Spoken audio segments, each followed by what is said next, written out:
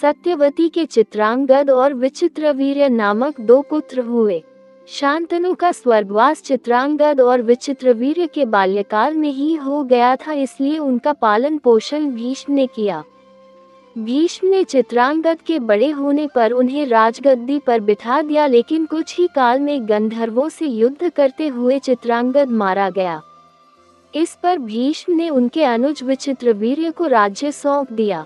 अब भीष्म को विचित्रवीर्य के विवाह की चिंता हुई। उन्हीं दिनों काशीराज की 3 कन्याओं अंबा, अंबिका और अंबालिका का स्वयंवर होने वाला था। उनके स्वयंवर में जाकर अकेले ही भीष्म ने वहां आए समस्त राजाओं को परास्त कर दिया और तीनों कन्याओं का हरण करके हस्तिनापुर ले आए। बड़ी कन्या अंबा ने भीष्म को बताया कि वह अपना तन मन राजा शाल्व को अर्पित कर चुकी है। उसकी बात सुनकर भीष्म ने उसे राजा शाल्व के पास भिजवा दिया और अंबिका और अंबालिका का विवाह विचित्रवीर्य के साथ करवा दिया।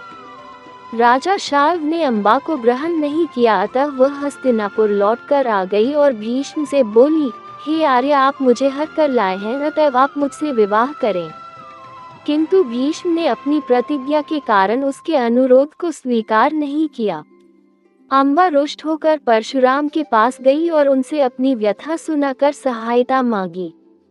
परशुराम ने अंबा से कहा, हे देवी, आप चिंता न करें, मैं आपका विवाह भीष्म के साथ करवाऊंगा। परशुराम ने भीष्म को बुलावा भेजा, किंतु भीष्म उनके पास नहीं गए। इस पर क्रोधित होकर परशुराम भीष्म के पास पहुंचे और दोनों वीरों में भयानक युद्ध छिड़ गया। दोनों ही अभूतपूर्व योद्धा थे, इसलिए हार जीत का फैसला नहीं हो सका। आखिर देवताओं ने हस्तक्षेप करके इस युद्ध को बंद करवा दिया। अंबा निराश होकर वन में तपस्या करने चली गई। विचित्रवीर्य अपनी दोनों रानियों के साथ भोग विलास में रत हो गए, किंतु दोनों ही रानियों से उनकी कोई संतान नहीं हुई और वे क्षय रोग से पीड़ित होकर मृत्यु को प्राप्त हो गए।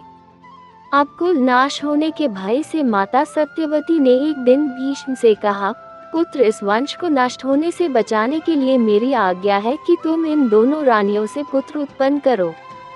माता की बात सुनकर भीष्म ने कहा, माता, मैं अपनी प्रतिज्ञा किसी भी स्थिति में भंग नहीं कर सकता। ये सुनकर माता सत्यवती को अत्यंत दुख हुआ। अचानक उन्हें अपने पुत्र वेदव्यास का स्मरण हो आया। स्मरण करते ही वेदव्यास वहां उपस्थित हो गए।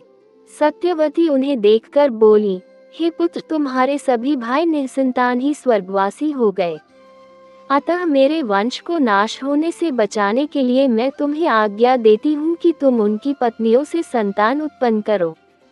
वेदव्यास उनकी आज्ञा मानकर बोले, माता, आप उन दोनों रानियों से कह दीजिए कि वे 1 वर्ष तक नियम व्रत का पालन करते रहे, तभी उनको गर्भ धारण होगा। 1 वर्ष व्यतीत हो जाने पर वेदव्यास सबसे पहले बड़ी रानी अंबिका के पास गए। अंबिका ने उनके तेज से डरकर अपने नेत्र बंद कर लिए।